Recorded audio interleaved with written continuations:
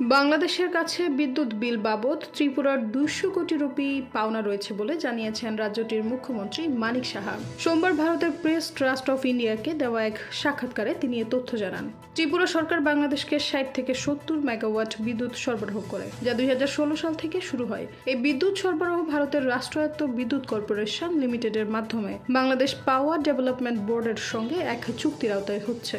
কিন্তু বর্তমানে বাংলাদেশ বিদ্যুৎ সরবরাহের জন্য 200 কোটি রুপি বকেয়া রেখেছে এবং এই বকেয়ার পরিমাণ দিন দিন বৃদ্ধি পাচ্ছে।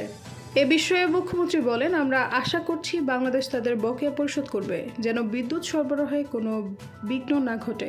তবে এখন পর্যন্ত বিদ্যুৎ সরবরাহ বন্ধ করার বিষয়ে কোনো সিদ্ধান্ত নেওয়া হয়নি। তিনি আরও বলেন, ত্রিপুরা রাজ্যের বিদ্যুৎ উৎপাদন কেন্দ্রের কিছু যন্ত্রপাতি বাংলাদেশ ভূখণ্ড দিয়ে চট্টগ্রাম বন্দর থেকে আনা হয়েছিল।